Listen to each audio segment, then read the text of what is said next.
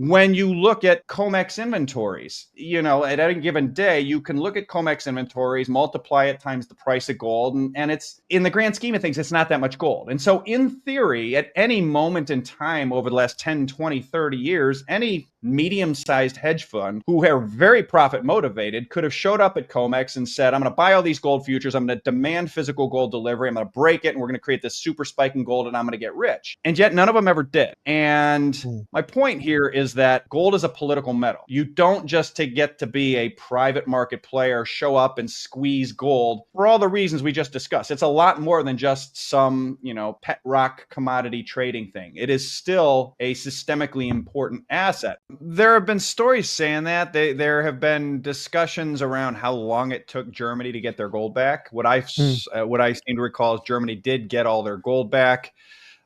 It took a long time. Which could mean, something as simple as, or not innocent as typical government inefficiency. And it could be as not innocuous or not innocent as they didn't have it. They had to go out and buy it before they returned it. So I don't know. Venezuela, absolutely it wasn't the U.S. that did that. It was the Bank of England, seized their gold under political auspices. Obviously, you've seen Russian FX reserves get seized by Europe at the behest of America. Belgium. So, yeah, there's there is precedent for that kind of thing, and those types of actions, even not vis-a-vis gold, seem to be accelerating, not decelerating in today's world. You saw a gentle decline in gold LBMA volumes around the city. If I'm going from memory, earlier this year, last year. But what I do know is that you could see in U.S. trade statistics starting around December of last year and into the first quarter of this year, somebody was importing so much gold into this country that it had knocked down GDP into a technical recession. In other words, we were importing, and it was gold. There were so many gold imports that the United States, I don't know, whoever tracks that, Bureau of Economic Analysis or Department of Commerce, whoever it was, they were literally stripping gold imports out of the economic data because it made it look like GDP was falling 4% in the first quarter. And when you do the math, again, I'm going from memory here, but I want to say it was like $500 billion in annual, $500 billion at an annualized rate of gold imports. So it was a lot. So somebody was bringing gold, a lot of gold, into the United States from somewhere. We don't know who it is? We don't know who it is, but having had conversations with various market players over time in that business, and even looking at what we can see publicly throughout history, right? When the Hunt brothers in 1980 tried to create a run on physical silver, and the system did not want that to occur, they turned COMEX silver into a sell-only futures market, and they basically said, you're not allowed to do that, right? When you look at COMEX inventories, at any given day, you can look at COMEX inventories, multiply it times the price of gold, and it's, in the grand scheme of things, it's not that much gold. And so in theory, at any moment in time over the last 10, 20, 30 years, any medium-sized hedge fund who are very profit motivated could have showed up at COMEX and said, I'm going to buy all these gold futures, I'm going to demand physical gold delivery, I'm going to break it, and we're going to create this super spike in gold, and I'm going to get rich. And yet none of them ever did. And my point here is that gold is a political metal. You don't just get to be a private market player, show up and squeeze gold for all the reasons we just discussed. It's a lot more than just some, pet rock commodity trading thing. It is still a systemically important asset. And so my point here is that whoever was bringing all that gold in had to have been systemically important. So I don't know, and had to effectively have had the blessing of the U.S. government to do that. So whether that was Treasury, whether that was a systemically important financial institution, or in the parlance, too big to fail bank, I don't know. But a gun to my head, I would if I had to guess, it was either the U.S. government or somebody with the U.S. government's blessing or acting as agent for the U.S. government, and specifically the U.S. Treasury. Luke Gromen believes China, Russia, and India have far more gold than they admit.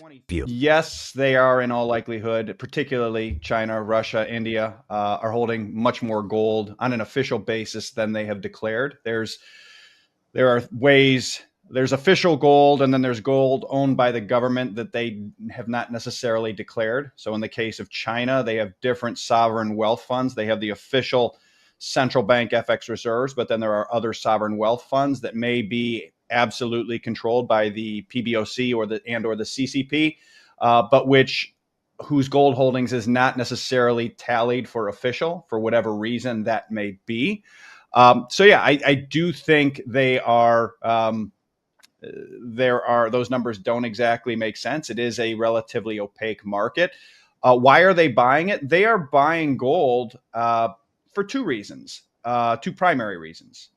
China in particular, but others as well.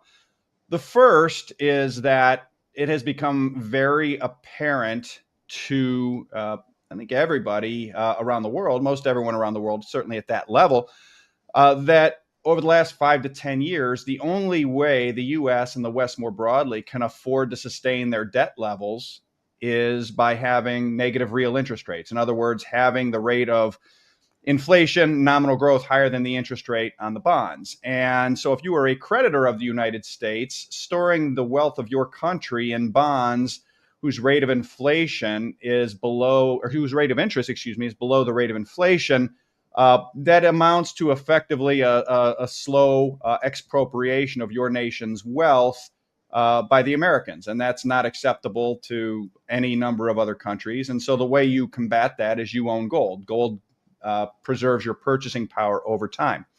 The other major reason they're doing this, and have been for over a decade, particularly as it relates to China and Russia, is that with the weaponization of the dollar and with the position that China and to a lesser extent Russia are in, China does have a very serious issue that's been identified over the last 10, 12 years by a number of different people, which is if, as they continue to grow their economy, they need to buy and import more and more oil and other commodities, and I'll just say oil for short, they need to import more oil to support the growth of their economy and support the amount of debt that they have.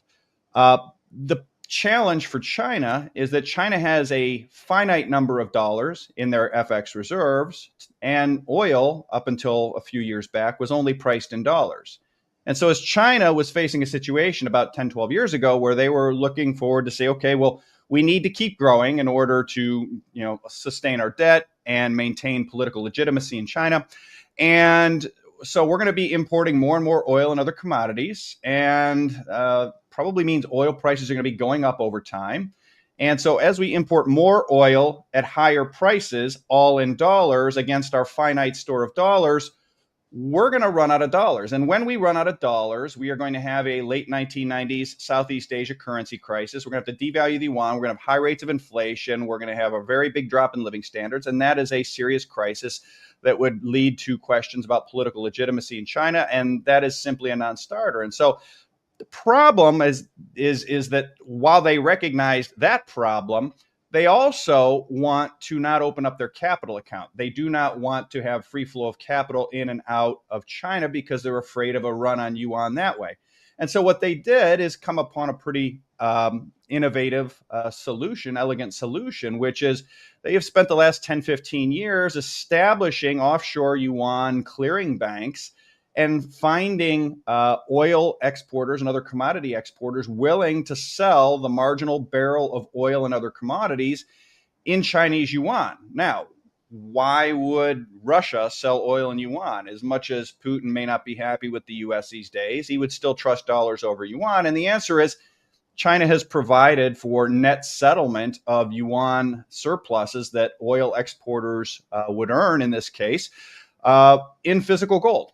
So if you are Russia and, oh, by the way, you're getting sanctioned by the West, so you're looking for ways around the dollar system, Russia can sell oil in yuan. They end up with yuan surpluses from selling that oil. And the system that the Chinese and the Russians have been working on for over a decade has been surplus yuan can be used to buy all the goods that are made in China, the factory of the world, and which are getting to be higher and higher quality goods.